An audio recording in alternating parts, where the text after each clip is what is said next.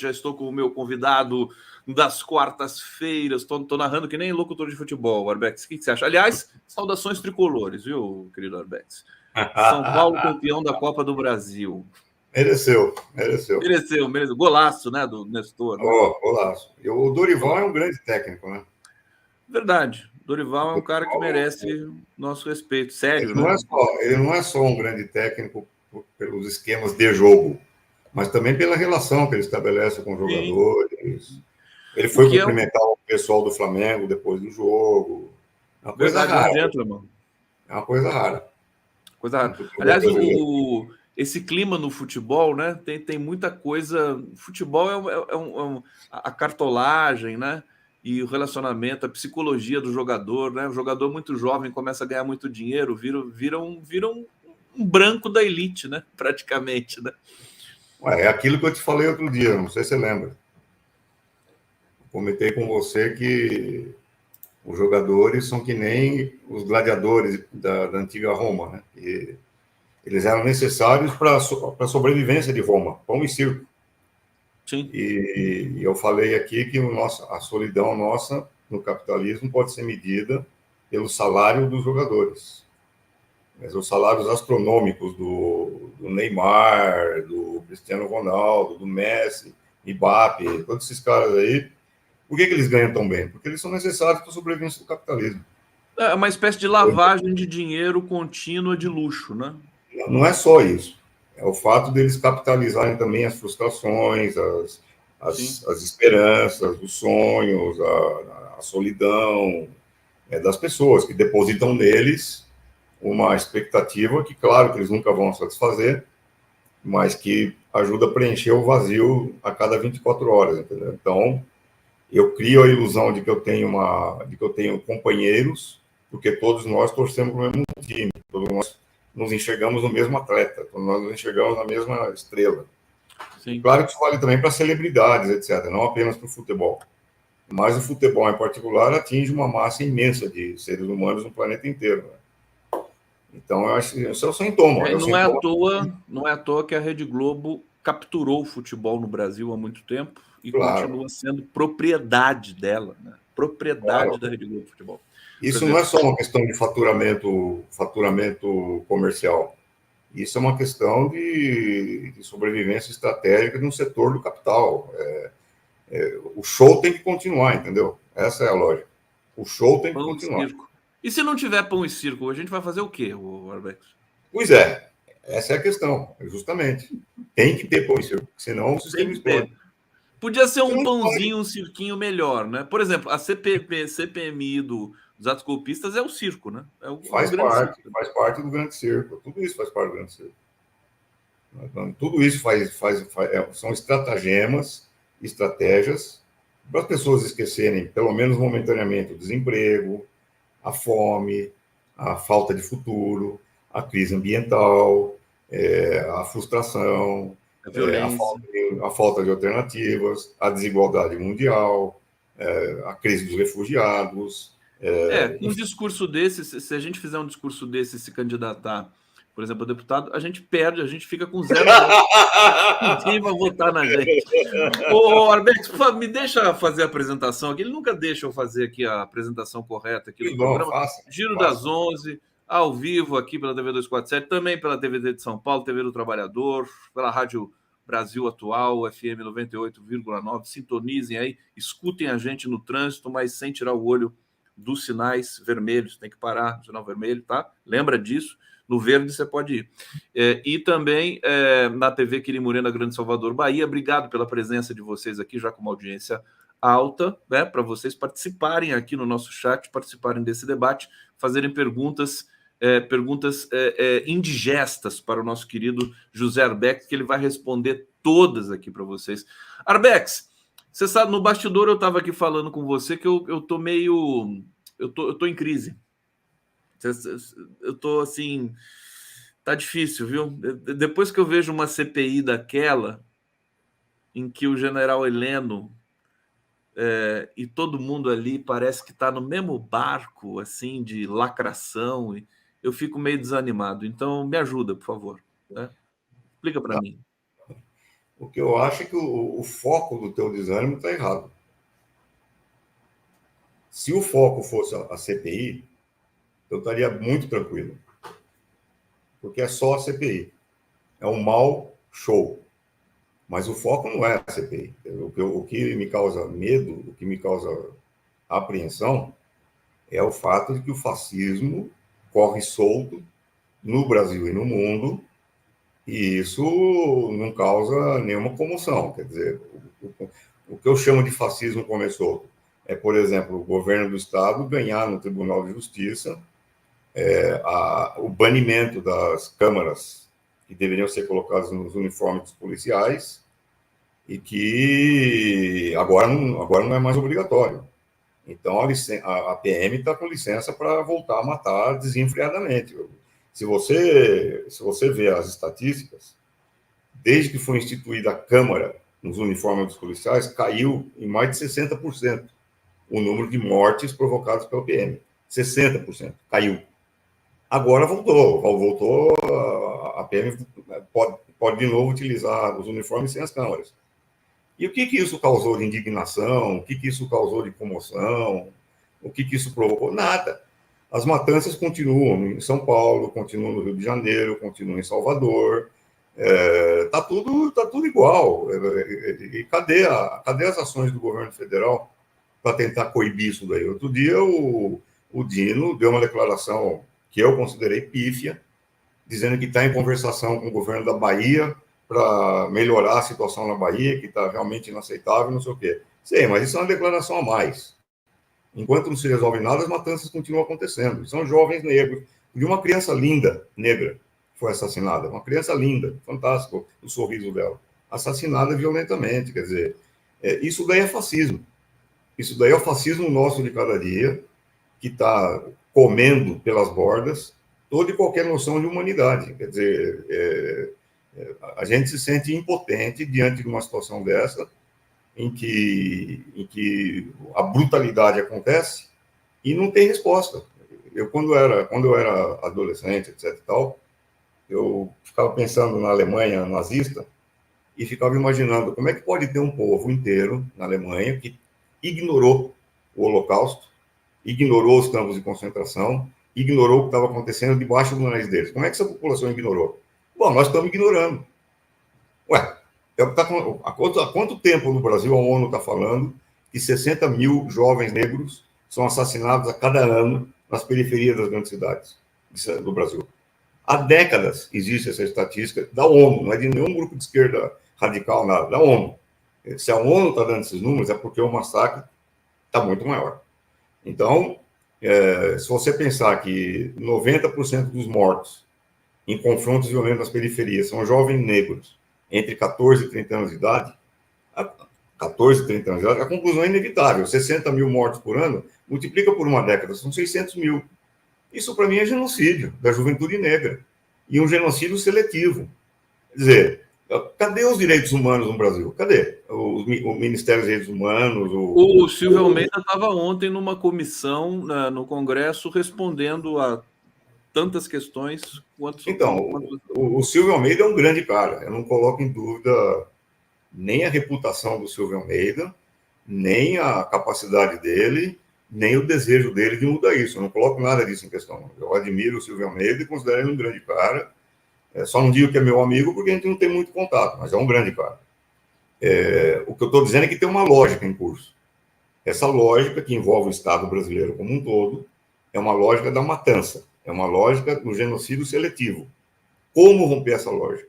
Essa sim é uma lógica fascista. Quer dizer, aquilo que está acontecendo na CPI é um episódio. E eu acho que, assim, isso talvez não esteja sendo tratado com a devida urgência que merece. É isso que você está dizendo? Mas pelo menos desde 20 anos atrás.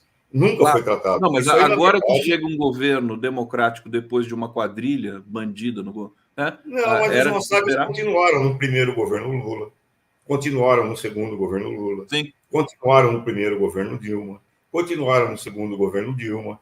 Os massacres nunca pararam, meu amigo. Isso daí é uma herança de um passado escravista que caracteriza o Estado brasileiro, que caracteriza as elites brancas brasileiras, que sempre foram hostis ao povo brasileiro. Isso é uma característica do nosso Estado. Como eu já falei aqui várias vezes, o Estado brasileiro foi construído contra a nação brasileira. Contra a nação brasileira. Apesar da nação brasileira. As elites brancas que controlam o Estado e que dominam o Estado nunca se identificaram com a maioria de negros, de mestiços e de brancos pobres que habitam, e dos povos originários que habitam esse país. Então, você tem um conteúdo racista das elites brasileiras que é assegurado, mantido e perpetuado pelo Estado brasileiro, por meio de suas forças armadas, por meio da sua polícia militar, etc. Não precisa ir muito longe para dizer que o exército brasileiro é um dos poucos exércitos no mundo que matou muito mais brasileiros do que o inimigo sempre matou brasileiro, sempre, desde sempre. Isso daí, enquanto essa lógica não for rompida, e para essa lógica ser rompida tem que ter vontade política, tem que ter um governo que leva a sério isso daí, tem que ter um governo que diz basta, não mais, isso não pode mais acontecer. Enquanto essa lógica não for rompida, a gente vai falando do futebol, a gente vai falando do show, do Town, do The Town, do Rock in Rio, tudo da Globo, né? Tudo da Globo. Olha, Arbex, só para informar o nosso público aqui, eu não sei se você está se referindo à informação de que o governo Tarcísio abandonou o estudo que avalia o uso de câmeras pela PM. Bom, ele abandonou o estudo, mas eu não sei se abandonou o Tribunal de Justiça deu ganho de causa para uma liminar que abole o uso da Câmara, sob o pretexto de que não tem orçamento no governo para pagar o uso da Câmara. Perfeito. Bom, isso pode ser revertido, né? Já que é uma liminar, pode ser revertido a qualquer momento. Mas o que você estava reclamando é que assim, a repercussão foi nenhuma, né? Nenhuma. É como se fosse uma coisa banal, como se fosse mais uma disputinha entre grupos do poder. E claramente é uma decisão alinhada politicamente ao governador do estado, que não quer esse tipo de câmera. Assumida pelo presidente do Tribunal de Justiça de São Paulo. Que é uma vergonha, que é um negócio assim inaceitável. Está aqui denunciado, inclusive a gente recebe aqui periodicamente a Luna Zaratini, que é vereadora em São Paulo. Precisamos conversar também com alguns deputados, né, da Assembleia Legislativa do Estado de São Paulo, para denunciar isso, para a gente seguir, enfim, forçando alguma coisa. Quer dizer, você sempre reivindica aqui participação dos movimentos sociais, da sociedade civil, em qualquer tipo de governança, né, Arbex? Não só relacionada ao governo... Você quer ver um problema? Por exemplo, tem um rapaz aqui, o Edi Coutos, ele escreveu assim, que em Salvador morreram 40 bandidos, que são de quadrilhas, não vamos colocar todos que estão morrendo aqui em Salvador por inocentes. Claro, nem todos que estão morrendo são inocentes. Agora, a estratégia é qual? É matar todo mundo? Não. Se os que estão morrendo não são inocentes, a morte é o destino deles? Essa é a pergunta. Então, a morte é o destino, eles vão pegar uma arma e sair por aí matando todo mundo? É essa a solução? Se for essa, você é inocente? Não. Mata. Mata. Acabou. Se for essa a solução, eu estou fora. Agora, quando eu vejo uma criança de 3 anos de idade, como aquela menina que foi recentemente assassinada, sorridente, linda menina, quando eu vejo que ela foi morta a tiros, estava na companhia dos pais, foi morta a tiros, assim, é um negócio inaceitável, é um negócio absurdo que está acontecendo no século XXI. Sempre da população periférica, das comunidades, sempre população negra. Olha, o Leonardo... Aliás, como dizem, não existe bala perdida, né? O que existe é bala achada no corpo. Aliás, a imprensa não pode mais usar esse termo, né? Bala perdida, né?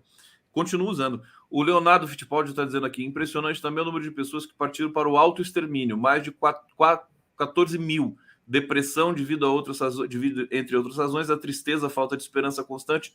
Site do CVV ou 188. CVV é aquela sigla aqui que significa mesmo? É de combate ao Centro de Valorização da Vida, não é? Centro de Valorização da Vida. Acho Olha, Agora, isso daí, atenção, isso aí, eu concordo que existe uma coisa de auto-extermínio, por suicídio, etc. e tal. Agora, não é uma coisa específica do Brasil. Não. No Brasil é muito mais grave, por causa do legado da escravidão, da exclusão social, da desigualdade e de um Estado absolutamente hostil à população. Mas esse quadro de depressão generalizada e de suicídios, etc. e tal, nos Estados Unidos estão atingindo níveis inaceitáveis. Por exemplo, pouca gente prestou atenção nesse dado aí, que foi divulgado umas 2 semanas atrás, que no último ano, mais de 100 mil pessoas morreram nos Estados Unidos por excesso de consumo de opioides. Fentanil. De remédios. Hã? Fentanil é o nome da droga. Fentanil. Mais de 100 mil pessoas. Quer dizer, se você for olhar para o quadro nos Estados Unidos, em que pacientes estão sendo jogados na calçada, porque não conseguem pagar a conta do hospital. Famílias, milhares de famílias estão sendo expulsadas de suas casas porque não conseguem pagar a hipoteca. A fome crescendo cada vez mais, com 40 milhões de pessoas dependendo, 40 milhões de famílias dependendo do food stamp, o selo lá de comida, e outras tantas dependendo de organizações filantrópicas como Rotary, Lions, etc. Tal, porque não conseguem comer, não tem dinheiro para comer. E isso na sede do capital mundial, que são os Estados Unidos. Então, o que acontece é que você tem uma situação que o capital joga a humanidade para a barbárie, e é isso que é barbárie, e aqui no Brasil, muito mais agravado por tudo isso que eu falei. Por 400 anos de escravidão, na minha opinião, 500. Eu acho que a escravidão ainda não foi completamente abolida no Brasil, essa é a minha opinião. Eu sei que muita gente discorda, não sei o que e tal, mas essa é a minha opinião. E a falência do Estado, do ponto de vista da população. É um Estado hostil, que é hostil à população brasileira. Então, essa guerra do Estado contra a população brasileira é isso que a gente vê todos os dias.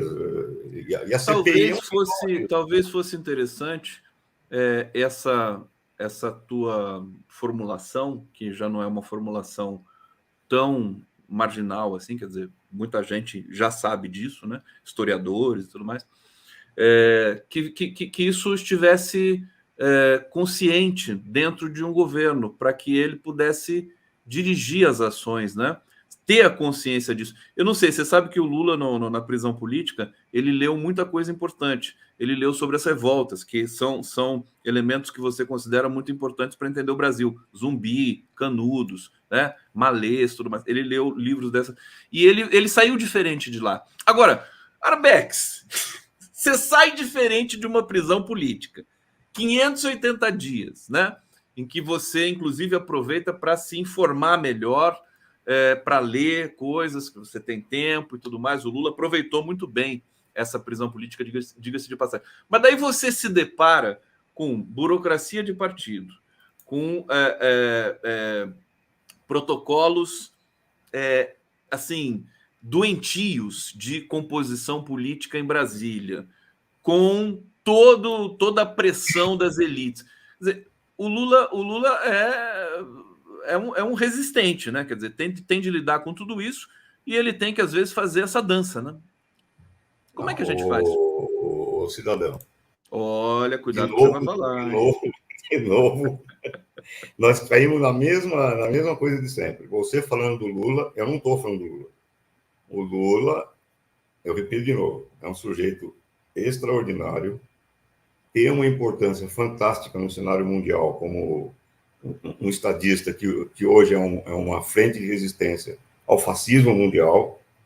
É o cara que tem uma relevância na política internacional que transcende, inclusive, o tamanho do Brasil. O Lula transcende o tamanho do Brasil, dada a importância dele na política internacional e tudo mais. Quando eu estou falando de tudo isso, eu não estou falando do Lula. Eu acho que o Lula está fazendo mais do que um ser humano individual, sozinho, poderia fazer.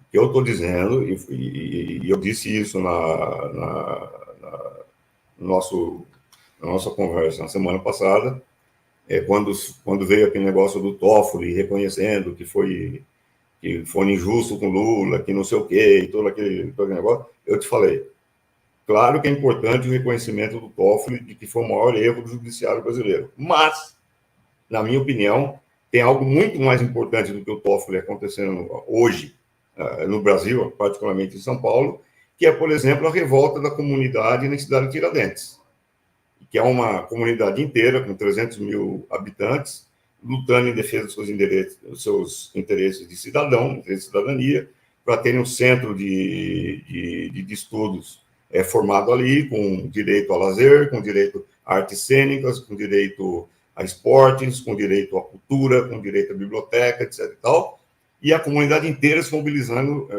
em torno disso. E o que eu disse, o ideal seria, o Brasil do sonho seria, se no Brasil inteiro o exemplo da comunidade Tiradentes pudesse se espalhar, com movimentos acontecendo em todas as grandes capitais do Brasil, com comunidades inteiras se mobilizando e assumindo em suas mãos o seu próprio destino. Quer dizer, isso é a solução, não é o Lula. O Lula sozinho não vai fazer mais nada, meu amigo.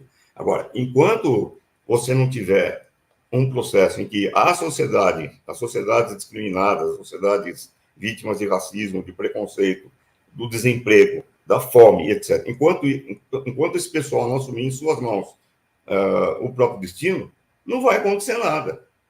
Agora, qual é a minha crítica? A crítica é que a esquerda tinha que estar muito atenta a isso e tinha que estar intervindo vigorosamente em todos esses processos de organização da base da sociedade. Então, a minha crítica à esquerda não é o que ela está fazendo ou deixando de fazer na CPI. Francamente, eu quero que essa CPI desapareça do mapa. Eu acho até engraçado ver os apuros do cidadão lá, do general, não sei das quantas, Heleno se rebolar para explicar as mentiras que ele está contando. Eu acho engraçado, dou risada e tal, mas é show, é espetáculo. A luta mesmo está na base social. E o Lula sabe muito bem disso, claro, porque o próprio Lula é um retirante, que sentiu na pele tudo isso daí. Ele não precisa de ler em livro, não. Ele sabe disso tudo, na pele dele. Mas a solução não é o Lula. E é aí que sempre chega o ponto em que eu me separo de você, porque você acha que o Lula vai poder resolver alguma coisa. Não vai. Não é que eu ache. Não é o Lula, não é o Lula. Eu já nem acho mais. O problema é a organização da base da sociedade brasileira, que depende do PT, depende do PSOL, depende dos partidos de esquerda, depende do MST, depende do MTST, depende do movimento negro unificado, de movimentos contra a discriminação de gênero, LGBTQIA+, depende da organização de todos os setores na base da sociedade para dizer basta, chega, nenhuma morte a mais, acabou, agora não vão mais aceitar isso. Se não acontecer isso daí, não tem santo milagreiro, não tem Antônio Conselheiro que vai resolver esse assunto, meu amigo. A gente está adormecido, está amortecido, né? São chacinas todos os dias, tudo acontece todo dia nesse país. O noticiário é sempre o mesmo, parece que ele se repete, parece que é tudo a mesma coisa. Fora a questão ambiental, as enchentes no sul, que a gente vai vendo, vai se repetindo. A desconsideração com a ciência. Ontem eu entrevistei aqui um geofísico, pesquisador. Você viu? Muito bom, muito bom. A ciência está abandonada. Quer dizer, passou de um governo para o outro e continua.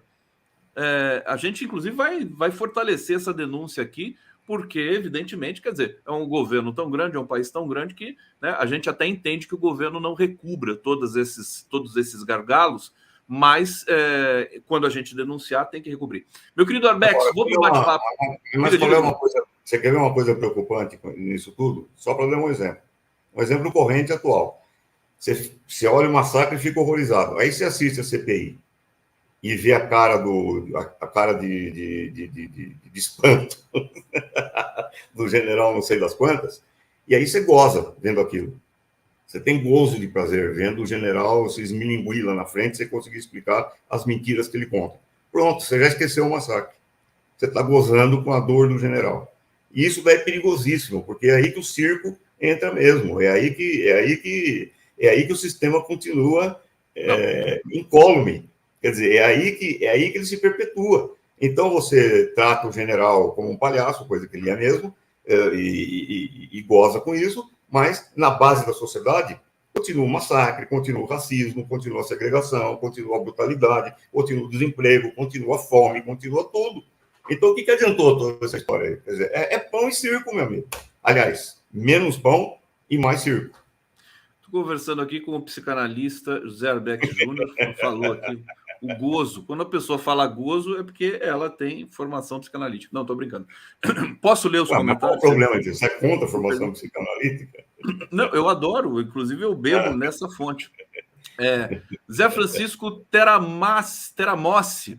A coluna judaica, a gente já vai falar desse tema aqui do Flávio Bolsonaro. A coluna judaica deve tacar um processo nele por racismo sobre o que aconteceu com o povo judeu.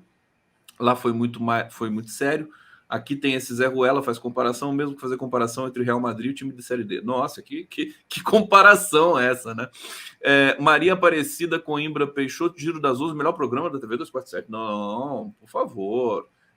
A Elisângela Azevedo aqui já está.